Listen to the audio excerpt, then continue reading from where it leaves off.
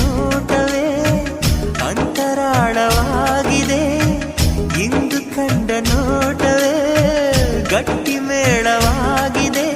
ರಾಗ ಎನ್ನಲೇ ಅನುರಾಗ ಎನ್ನಲೇ ಪ್ರೀತಿ ಎನ್ನಲೇ ಹೊಸ ಮಾಯೆ ಎನ್ನಲೇ.